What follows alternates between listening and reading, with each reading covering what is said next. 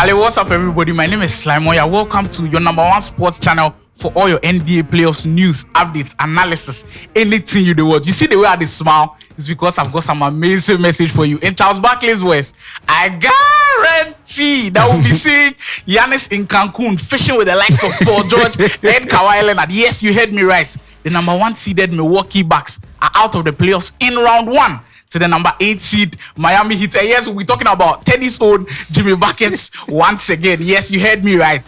The number one seed are out in the first round. For the NBA history, this is the 6th time that has ever happened. The Milwaukee Bucks are out of the playoffs in round one. Teddy, what happened to the Bucks? For the Bucks, I think the timeout was made for a reason. So when that was in the latter stage. So when a team gets a run, like maybe 14-0 run, and they're on a run, you have to call a timeout. And I think Coach Bud, I don't know if he was overwhelmed or I don't, and it's not his first time. I saw him complain about it. You've been there, and then you see during the time Kwame Nkrumah they do the speech. Some guy be there in back, Bra Kwame. Yeah, shout out to Bra Kwame. He say, if you talk the talk, walk the walk. Jimmy Butler, Charlie, I give up. Peace. We like that one. Peace. Charlie George, what do you think happened for the Miami Heat? Because it felt like last week, I think last few days, I asked Teddy, Felix, and Kobe, they were all like, Milwaukee Bucks are the team that can make the comeback. But then it didn't happen for them. At Pfizer Forum, they lost once again to the Miami Heat. Those people, they don't be like you, man, so I don't want to come back. You see, sometimes it's complacency. This is the number 1 seed going against the number 8 seed. In the regular season, they had about 17 win streaks. Yeah. And when they faced the Miami, we were all like, oh, this is just simple. They are just going to sweep them out. But you see, Jimmy Butler was averaging about 37 points in all the 4 games, getting about assists, 6.8 assists in all the 4 games. This should tell you that. And he was also shooting 44% from the field goal and also the 3-point percentage. This should tell you that this Miami, the Milwaukee Bucks, their perimeter D was shaking. They was, in fact, their best perimeter defender he didn't have his day. In fact, he didn't have a series because Drew Holiday was lost. That is why I say they were complacent. They think they had it very easy with the Miami Heat because this team had to play another runoff in the play-in to come and meet the number 1 seed. And you have to give credit to Jimmy Butler. He's been that guy. It was hate because you can't tell me you don't build a team around Jimmy Butler. He stepped up because I still stand in the end moment, coach told you a play for someone else. He was like, no, Charlie, I'll step up. And that is it. We are in the playoffs. If you are not clutch, you can't be there. So shout out to Jimmy. And you see, one thing I'll add is, you see, Heats, their role players came alive. Like the Love, Vincent, and Bam, they came alive. And then it looks like when it's getting to the latter part of the game, Bucks just give up. It's like their defense just collapse, and I don't know why. And it's petty mistakes. But then Cancun, make them enjoy. Really enjoy for that. Now, before we move to the next topic, I would like to give big shout out to Coach Eric Spoelstra. This guy has been with the Miami Heat. He's been underrated as well, even though he's been winning championships with the Heat. For the past few years, it hasn't been going his way. But in this game, I was so impressed. Now, the reason why I'm saying I was so impressed was Bucks were on a run. They led by about 16 points, called the timeout, changed something a bit. He put Giannis and then Lopez in the high-low action with Jimmy Butler, forcing them out to come to the perimeter where there are 2 interior defenders, that is Lopez and Giannis, prevented Butler and more of the perimeter players for the Miami Heat to drive to the basket. So it made it easier for the Miami Heat to generate points. So big shout outs to Coach Spoelstra. And this game, I think it was one with coaching because Coach Bud, it seemed like it was overwhelmed a bit. Yeah. For the game-winning shot in the final minutes of the regular time, we expected Coach Bud to call a timeout and then maybe draw up a play, but it didn't work out for him. So shout out to the Miami Heat kicking out the Milwaukee Bucks, the number 1 seed. How shocking is that? Well, there's more interesting news. A series where we haven't talked about most. Cavs versus Knicks. Big series and big things happen. I think Jalen Brunson has now earned himself to be one of the best point guards in the league. When he was leaving the Dallas Mavericks, people were like, oh, Dallas should make him leave. But I'm sure now Dallas will be regretting that they didn't pay him that money. Now, George, the Cavs lost to the Knicks once again in Cleveland, forcing the Knicks to go to the next round.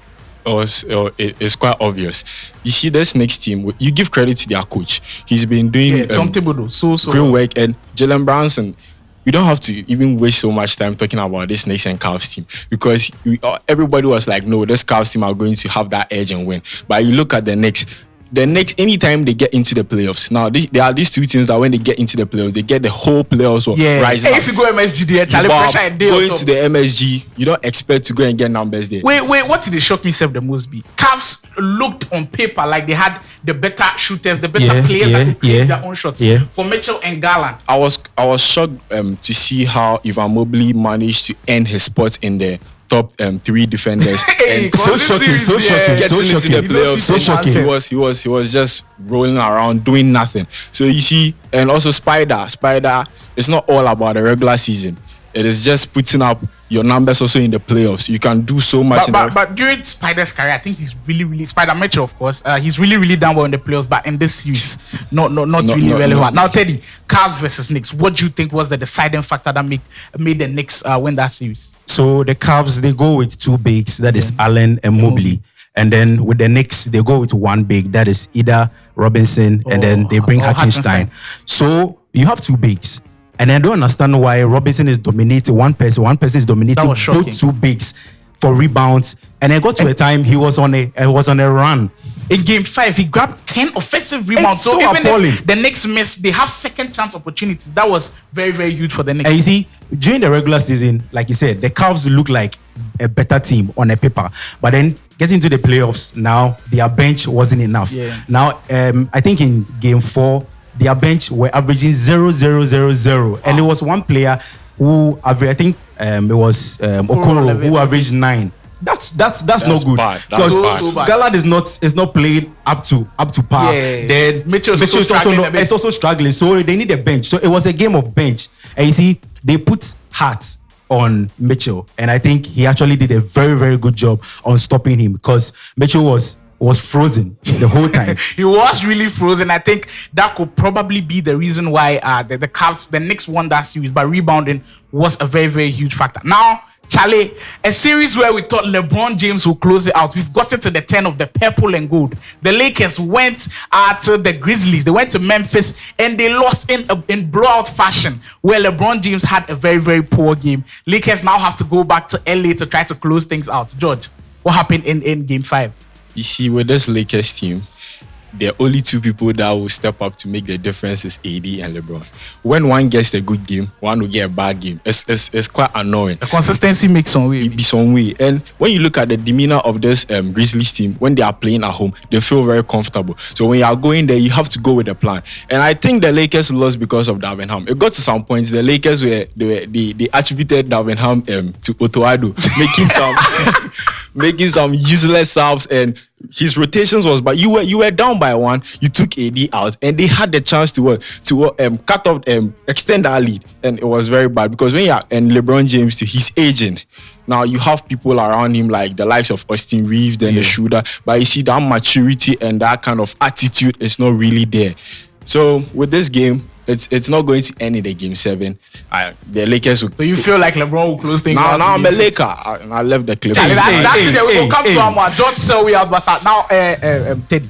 Now we were saying that the deciding factor for the Lakers was their role players, Hachimura, Reeves, and the likes of Dennis Schroeder. It still didn't work out when they went to Memphis. It seems like Memphis were able to figure things out because in that game, Ja played well. Desmond Bain played really well. Javier Tillman has really impressed me. What do you think went wrong for the Lakers? To be honest, no shot at LeBron, but LeBron has been trashed this series a lot. I think one or two. For LeBron, averaging 15 points is not enough. LeBron has not been trashed this series. The last game before, 20 points, 20 rebounds. That is 40. Your man called for 40. He gave him 40. But then you have to understand that LeBron is aging. That consistency no go really day. So it is up to the coaching and the people around him. Because if you look at LeBron in this series, first you could see LeBron has the bounce. He has that kind of dribbles. But then LeBron doesn't force that dribbles anymore. He just attacks the rim and also tries to force shots. That is what is bringing him down. You should understand that now. This is your time to bring that experience to the team. So LeBron is not being trashed this season, but you see, as a human being and as an athlete, you can get bad games and also good games. We get you 6 goals. These be excuses. These be excuses. For LeBron averaging 15, it's not enough. Well, LeBron, if you have been instigated, then they talk, then they chef. Step up. Well, Jumano, what did they do? Usually. Bro, wait, see, Grizzlies too are fighters. When you watch their series against the Warriors, bro, it was a fight. Really, really intense. Yeah, and I don't think they are giving up. But for me, I'm tipping the Lakers to win. So I think it's over for the Kings because right now, experience Babuba counting. Charlie, experience is counting because Draymond Green has been to the playoffs finals a lot.